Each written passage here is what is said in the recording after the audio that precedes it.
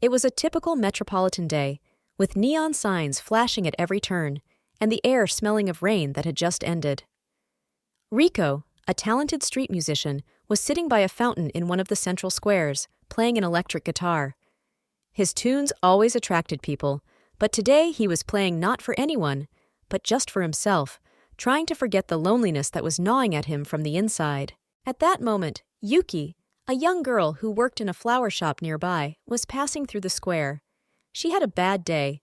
The customers were gloomy, and the rain ruined most of the flowers she put up for sale. But when she heard Rico's music, she stopped.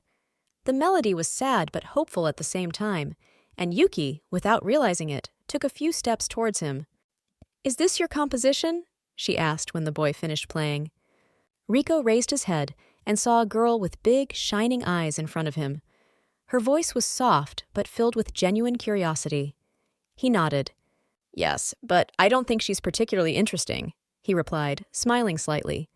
"No, it's beautiful, like the dawn after a long night," Yuki said, as if lost in her own thoughts. Rico looked at her in surprise. He played for himself, not expecting anyone to feel his music so deeply. Her words awakened something warm in his heart, something he had long thought lost. "Do you like music too?" he asked, a little embarrassed, but sincere. "Yes, but I listen to her only in my thoughts. My day is full of silence," Yuki replied, and Rico sensed that they both understood the silence as something more. Yuki stayed for a few minutes listening to him play, and an unspoken but palpable thread of connection formed between them. They didn't exchange names, they didn't agree to meet again, but both knew that this chance meeting had changed something in their hearts. Yuki returned to her shop, while Rico remained in the square, looking thoughtfully at the guitar. Her words still echoed in his mind. He decided that he would play in this place again tomorrow. Would she suddenly come again? The next day, Rico reappeared in the same square, holding his guitar. The sun was already leaning towards the horizon, coloring the city in warm orange shades. Rico was nervous, without understanding why. His heart filled with anticipation, even though he didn't know if that mysterious flower-eyed girl would come yet. He started playing. This time, the melody was more lively, as if he wanted not only to express his feelings, but also to give someone hope. People began to gather again, but Rico searched for only one face in the crowd, and then he saw her. Yuki stood aside, carrying a small bouquet of white daisies. She seemed hesitant to approach, but when their eyes met, she smiled slightly and moved towards him. "You're back," Rico said when he finished playing. He tried to hide the joy in his voice, but his eyes gave it away. "You too," Yuki replied. "And your music, it sounds different today, more fun." Rico shrugged. He couldn't say exactly what had changed his music, but he knew it had something to do with it. Her presence ignited something new inside him. "This is for you," Yuki said suddenly, handing him a bouquet of daisies. "I thought you might like it." Rico took the flowers, looking at them a little confused. No one ever gave him flowers. It was something new, but pleasant. "Thank you. This is the first time I have received flowers." His sincerity caused a slight blush on Yuki's cheeks.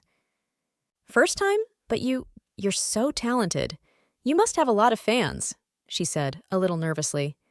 "Talent and loneliness often go hand in hand," he answered, looking at the flowers.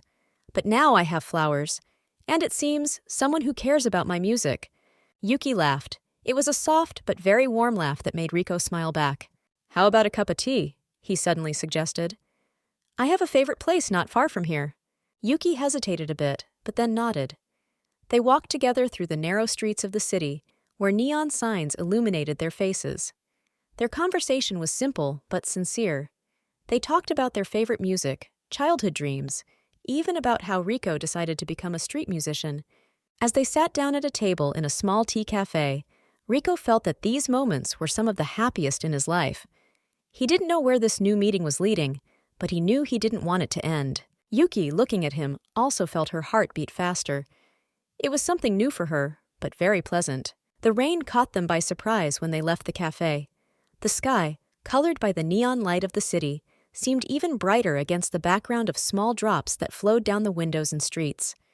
Rico and Yuki stayed under the canopy, huddling closer together to avoid the splash. "I didn't think it would rain today," Yuki said quietly, clutching her jacket. The weather is always unpredictable here. Just like meetings, Rico answered, glancing at her. At that moment, he saw the raindrops sliding down her face, creating a strange play of light. She looked as if she was a part of the city herself. "Do you often play on that square?" she asked to break the awkward silence. "Lately, yes. This place somehow helps me." Rico thought for a moment. "I played in many places before, but nowhere was it as good as there." "Maybe it's because of people?" Yuki suggested. "Or because of someone special." Her words made him laugh, but there was something more in his eyes, gratitude for her presence. "Now probably yes." He looked at her in such a way that she felt her cheeks blush. The rain was getting heavier, but Yuki suddenly took a few steps forward, right into the downpour. She held her arms out to her sides, letting the drops run freely down her sleeves. "What are you doing?" Rico asked in surprise. "Enjoying the rain," she replied, turning to him. Her smile was so sincere and joyful that he couldn't stop laughing. "Well, if you're already all wet, at least it should be pretty," Rico joked, and started playing a tune on his little portable guitar that he always carried with him. Yuki froze. The sound of his music, combined with the sounds of the rain, created a strange harmony that filled her heart with warmth. She began to move to the rhythm of the melody, as if dancing with the rain. It was awkward, but so natural that Rico couldn't look away from her anymore. "You're really weird, you know," he said when he finished playing. "Maybe a little, but is it bad?" she answered, coming closer to him.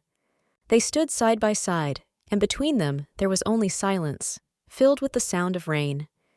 Rico suddenly realized that this girl was not at all like everyone he had met before. She brought a light into his life that seemed long gone. "Thank you for staying with me," he said quietly. It sounded almost like a confession. Yuki smiled. She didn't answer, but her look said more than words could. At that moment, they both felt that this rain was not just a coincidence. It was their tune, made for two. Yuki and Rico spent the next few days together almost every night. She came to him in the square, listened to his music, and then they walked around the city, discussing everything in the world. Their conversations were so easy that time seemed to stand still. Rico began writing new tunes, inspired by her presence, and Yuki brought a few more bouquets that now decorated his humble abode. But even in these happy moments, something bothered Yuki. She often wondered as she looked at Rico.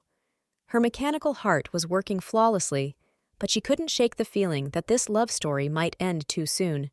She hid her secret, afraid that Rico might not understand it. One evening, as they sat on the roof of an old house, admiring the city lights, Rico spoke about something that had been bothering him for a long time.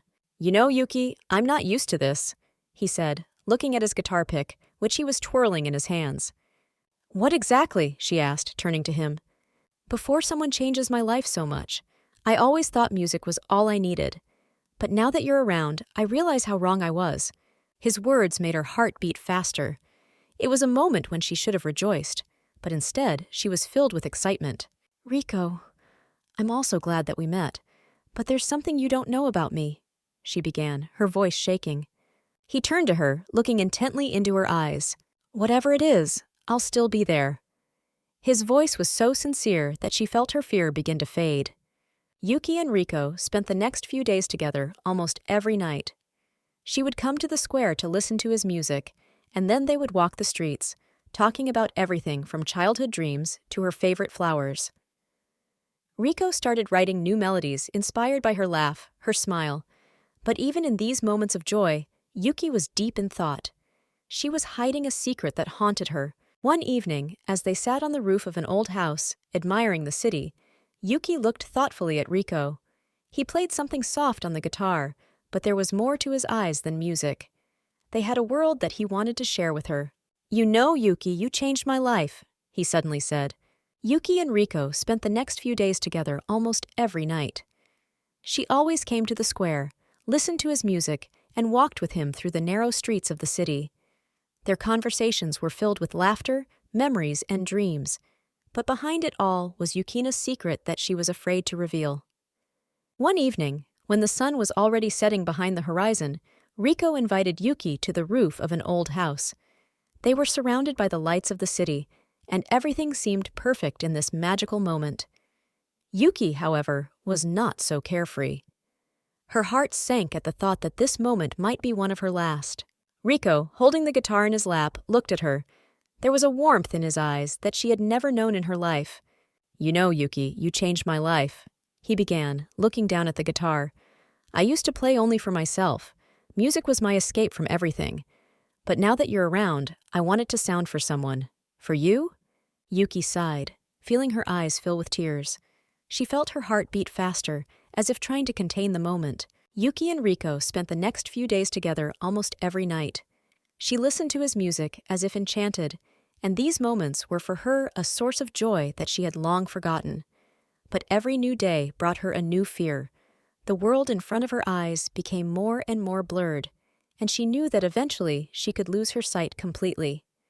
One evening, Rico invited her to the roof of an old house to watch the sunset. They sat side by side, surrounded by golden rays that shimmered in the lights of the city. "Yuki, this place always reminds me of freedom," he said, looking at the horizon. "Here I feel that I can be myself."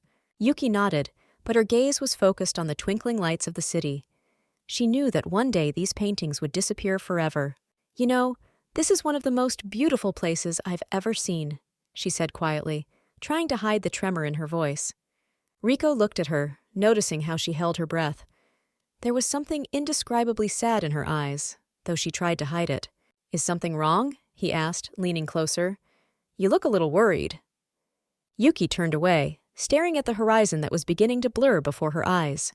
"No, everything is fine," she answered, but her voice sounded uncertain. Rico reached out and lightly touched her shoulder. "Yuki, I know you're hiding something." "You can trust me," he said quietly. His words sounded so sincere that she felt her protective wall begin to crumble. She lowered her head with a sigh. But instead of telling everything, Yuki smiled, even though her eyes filled with tears. "It's nothing, Rico, really. I just want to remember this moment.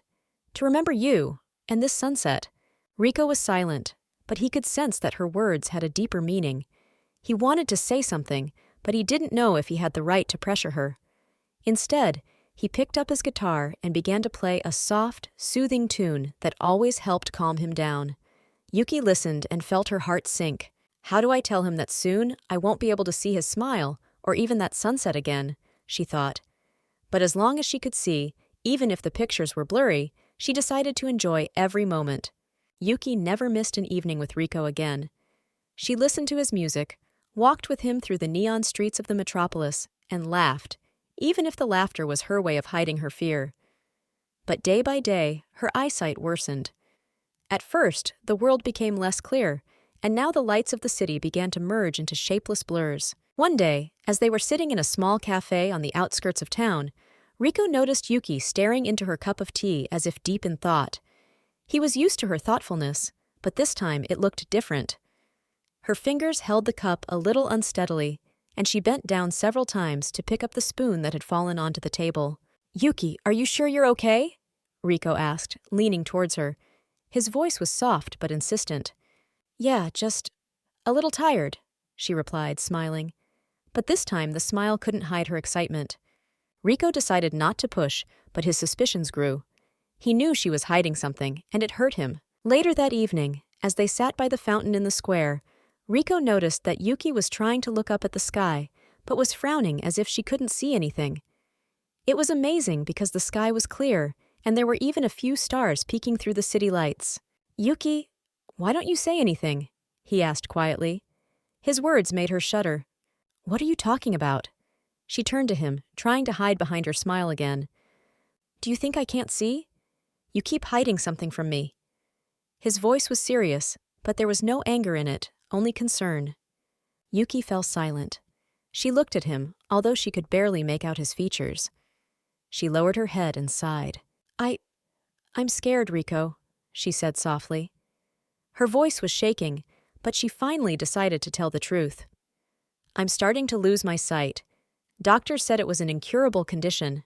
Someday I will go completely blind." Rico was silent. He looked at her, and there was neither pity nor fear in his eyes, only warmth and confidence. "And you thought that I would leave you because of this?" he asked. His voice was so calm that Yuki couldn't hold back her tears. "I didn't want to burden you with this. You play music for the world, and I I won't even be able to see this world. Riko leaned towards her, placing his hand on her palm. Yuki, I'm playing for you. Not for the world, not for the crowd, but for you. And if you can't see, I'll be your eyes. I will show you this world in a different way, through sounds, through feelings, through us. She cried, unable to find the words. But for the first time in a long time, her heart was filled with hope. Riko picked up his guitar and began to play a tune he had composed especially for her. It was their melody, gentle, warm, and full of life. Yuki listened, and with each note, her fear faded away. Thank you, Riko, she whispered. You are the brightest light in my life. The following days were filled with tenderness and warmth. Riko stayed by Yuki's side, supported her, made her laugh, played new tunes created especially for her. But deep in her heart, a new fear was born. She began to convince herself that her presence in Riko's life would only prevent him from being happy. He deserves more than to be around a person who is slowly losing the world. One morning, while Riko was still asleep in his modest apartment, Yuki quietly got up and left him a note on the table. She took her things and left without even turning around. Her decision hurt more than her illness, but she was sure it was the right choice. The note read, You gave me more than I could have imagined, your music, your care, your heart, but I can't afford to be your burden. You should be free, create for the world, and not sacrifice yourself for me. Thank you for every moment you gave me. When Riko woke up and read her words, his heart sank. He couldn't believe she was gone. For him, Yuki was not a burden. She was his muse, his inspiration, his light. He rushed to look for her, but she disappeared as suddenly as she appeared in his life. She returned to her small apartment, where everything seemed empty. The streets no longer brought joy, and even the sounds of music in the square that came from afar now reminded her of Riko. He will find someone else who can give him more than I can, she told herself, trying to convince her heart that she had done the right thing. But the tears did not stop flowing. Riko, meanwhile, couldn't accept her decision. He knew that she left not because she fell out of love with him, but because she was afraid for him. This only made him search for her even harder. One day, he sat down in the square where they met and started playing a new tune. It was a sad, but at the same time, strong song, full of emotions. He played it for her, hoping that if Yuki was still in town, she would hear it. Yuki, if you're somewhere here, know that I will never leave you, he said loudly after he finished playing. His voice echoed through the crowd, but there was only one person in his heart. Riko could no longer return to his normal life. Yuki was not just a girl who charmed him. She became his muse, a part of himself. After he realized she'd left town, he decided he wouldn't stop until he found her. Riko began to look for her everywhere, in small cafes, in squares, near metro stations. He asked passers-by, showed her photo on the phone, but no one could give him any clues. His guitar was always with him now, and he played it at every corner, hoping that Yuki would hear the melody that had brought them together one day. One day, speaking at the station, he attracted the attention of a woman who worked in a flower shop next door. She recognized Yuki's description. Yes, I saw such a girl. She came here a few days ago. I bought a bouquet of daisies and quickly left. She looked upset. Do you know where she could have gone? Riko asked hopefully. I'm sorry, but I don't know. She looked like she was saying goodbye to someone, or something. This answer only strengthened his resolve. He understood that Yuki was trying to disappear, but not because she wanted to.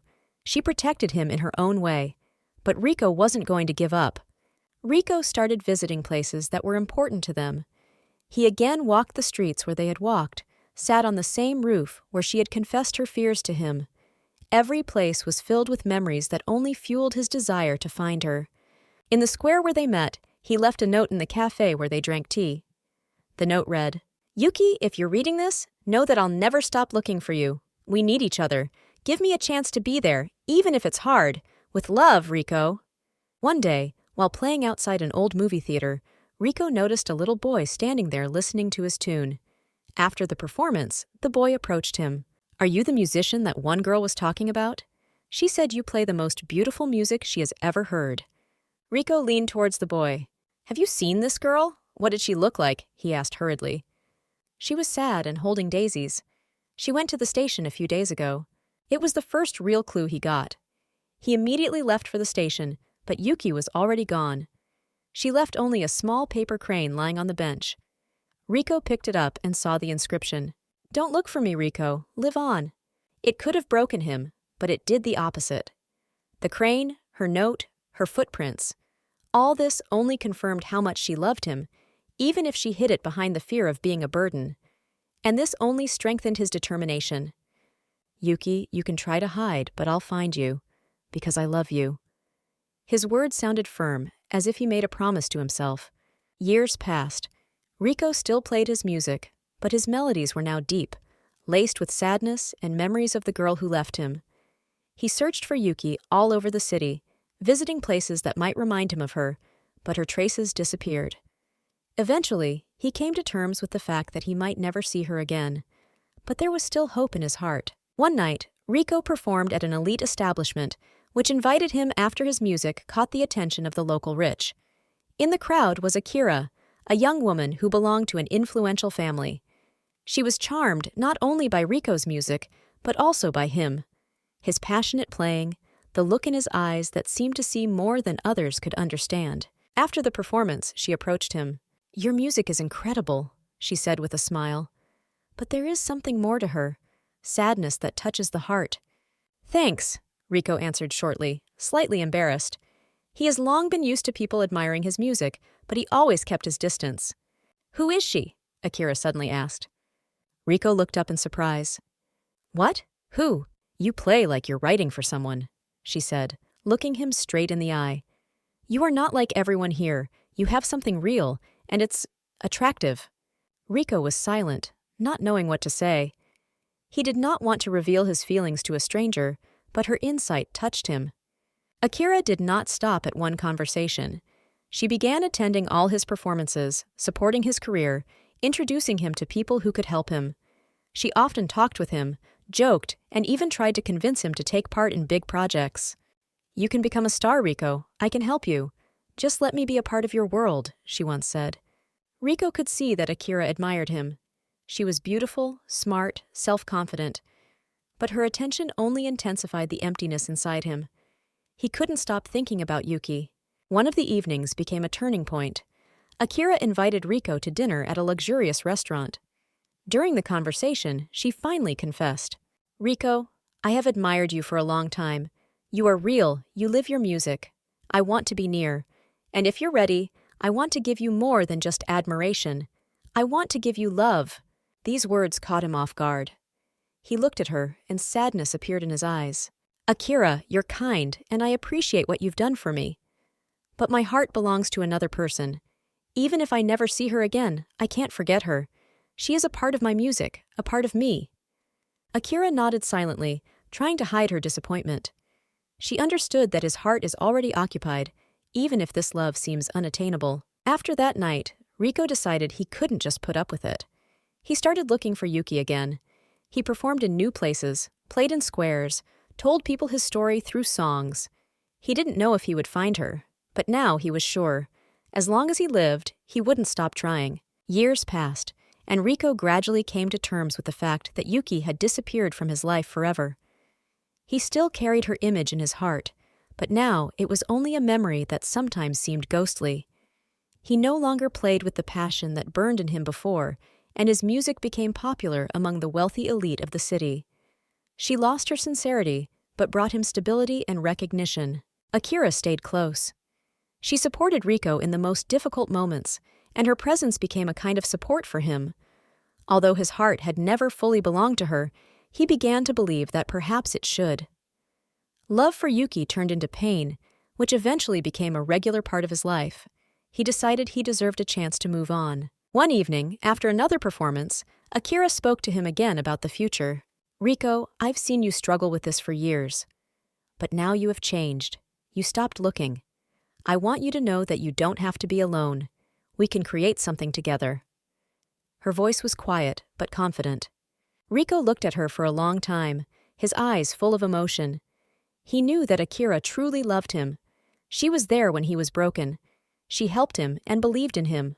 "You deserve better than me, Akira," he replied, but she just shook her head. "What I deserve, I will choose myself, and I choose you, even if your soul belongs to the past." Her words melted the remaining ice in his heart. Riko realized that he didn't want to be alone anymore. He may not have been able to win Yuki back, but that doesn't mean he doesn't deserve happiness. That evening, he accepted her proposal. Their wedding was lavish and loud, in a style that Akira adored. Everyone knew Riko as a talented musician who is now married to a rich and influential woman. But inside, he felt that this event was more like an end than a new beginning. He played the guitar even during the ceremony, but his melody was quiet, sad. It was a song about what he left in the past. Akira noticed this sadness, but remained silent. She knew that she needed him as he was, even if his heart would remain partially elsewhere. The wedding was luxurious, just as Akira had dreamed of. Hundreds of guests in the best restaurant of the city, live music and sparkling champagne. Riko was by Akira's side, dressed in a classic black suit, but his heart was heavy. It was supposed to be a day of joy, but deep down he felt that he was leaving behind something important, something inevitable. During the ceremony, he looked at the crowd of guests who greeted them with the beginning of a new life. But suddenly his gaze stopped. Among the guests, near the edge of the hall, he saw a familiar face. It was Yuki. She stood there, wearing a simple dress, and her appearance was just as he remembered her. Her eyes, though slightly distant, still shone with the same light he had seen years ago. Yuki looked at him as if time had stood still. Riko couldn't believe it. He didn't even hear the priest ask him about the oath.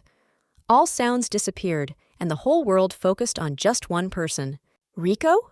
Akira called him softly, noticing that he had lost his concentration. But he no longer listened to her.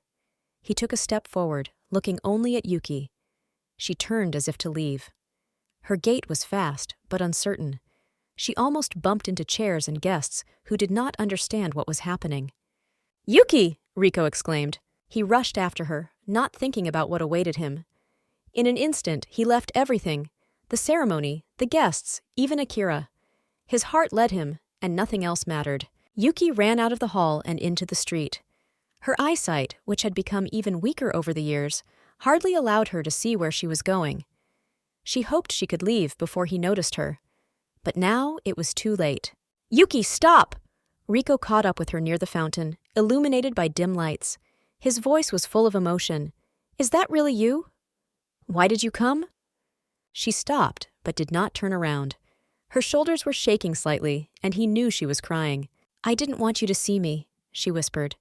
"But I couldn't help but come. I wanted to see you one last time, to make sure you were happy." Riko came closer and gently took her hand. Her palm was cold, but he felt like he finally felt the warmth he'd been missing all these years.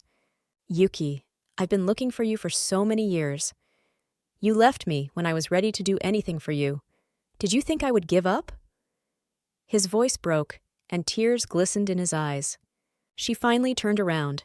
Her eyes could no longer clearly distinguish his features, but she could feel his presence, his voice, and the pain in him. "I wanted you to be free, so that you don't carry this burden. I was losing my sight, and I didn't want you to live with it." Riko was silent for a few seconds, before gently pulling her towards him. "Yuki, you are not a burden. You are everything I live for. I played for you, dreamed of you.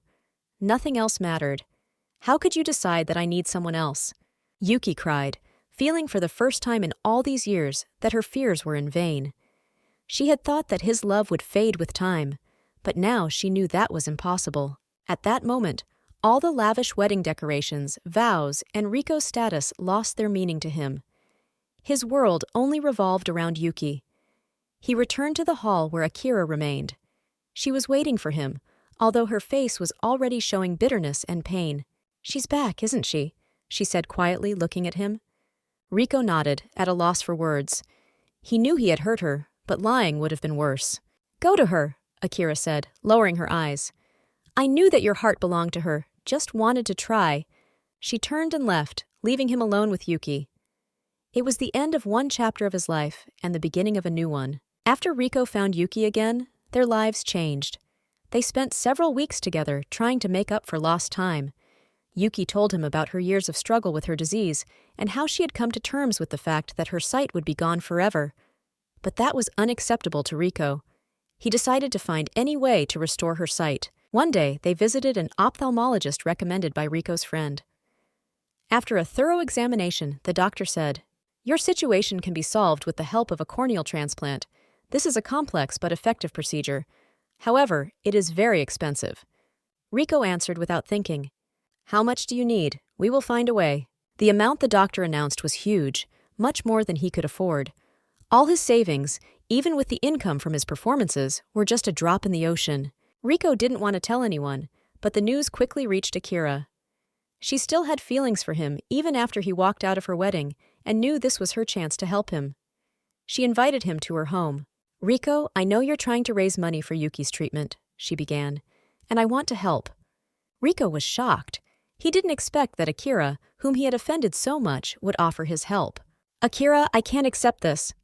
I already hurt you. I have no right to ask for anything else. You are not asking for anything. This is my initiative, she answered firmly. You made your choice, and I respect that.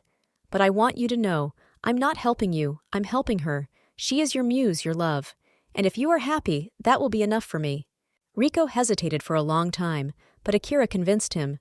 She offered to finance the operation in full, and he realized that this was their only chance to restore Yuki's sight.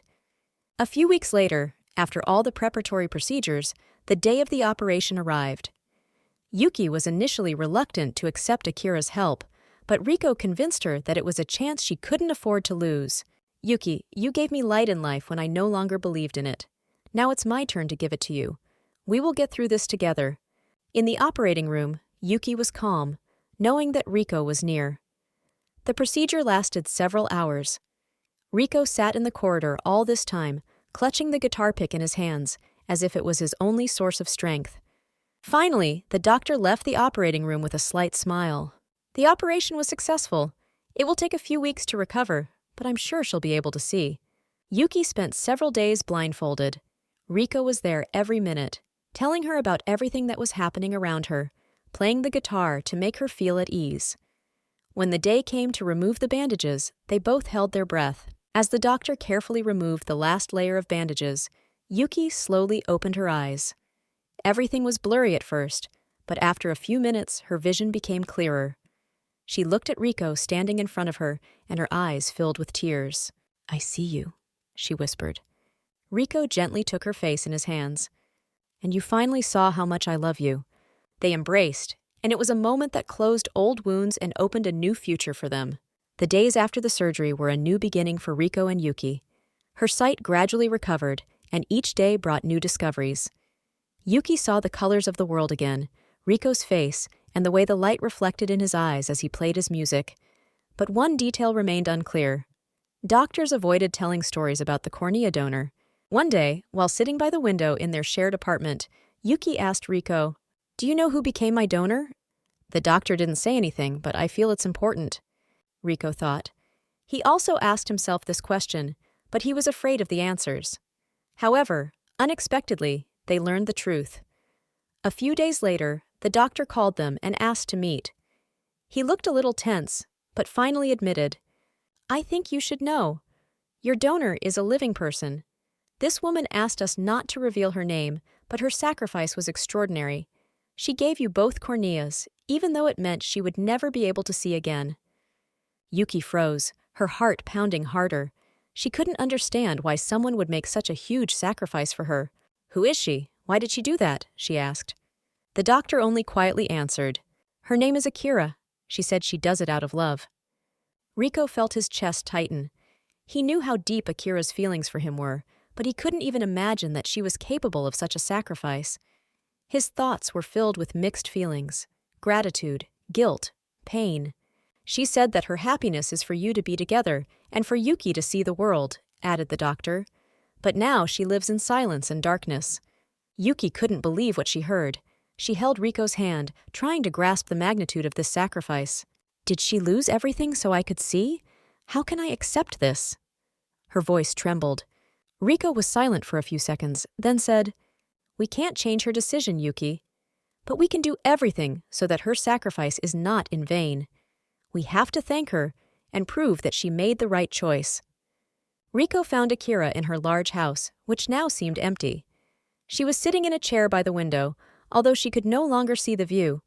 Her face was calm, but it showed signs of struggle. You knew I was coming, Rico said as he sat down next to her. I knew, she answered quietly. But you didn't come to scold me.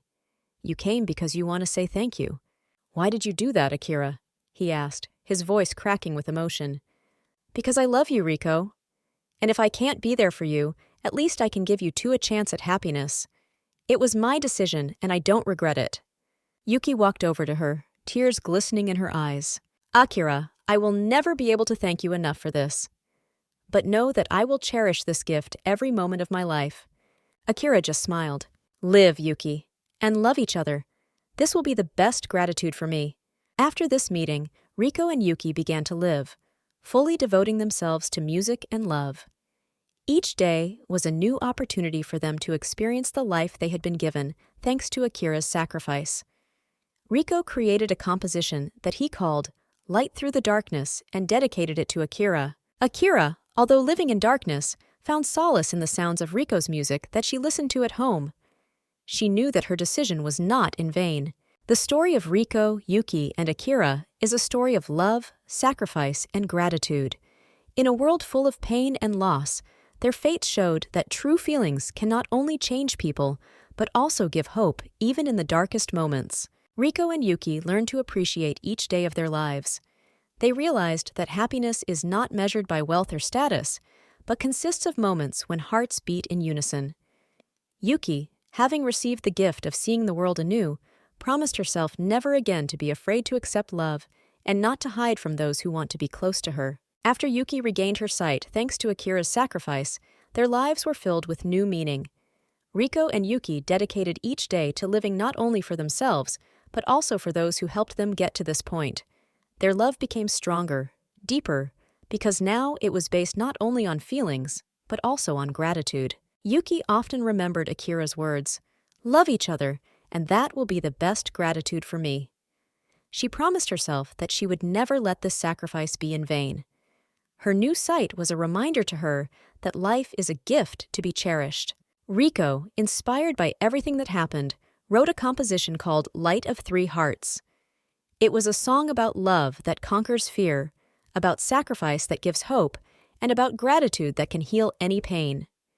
This song became the most famous of his career, but it was more than music to him. This was the story of their lives. Riko and Yuki decide to visit Akira again to thank her and share their happiness. They came to her house holding hands. Akira, though living in darkness, greeted them with a smile. "You look happy," she said, as Yuki touched her arm. "Then I know that I did everything right. Akira, you will always be a part of us," Yuki said, her voice shaking with emotion. "You gave me a chance to see the world, and I will always remember it." Riko sat down next to Akira and picked up his guitar. "I wrote a song for you. It is about you, your strength, and your love. I want you to know that you didn't just give us a chance. You became our light." He started playing a tune, and Akira listened with a slight smile. It was a moment that connected their hearts once and for all. From that day, Yuki and Riko began a new chapter in their lives. They dreamed of a future full of music, love, and joy. They created a school of music where they taught children to see the world through sounds, even if they could not always see it with their eyes. Akira, though still alone, felt that her mission was complete.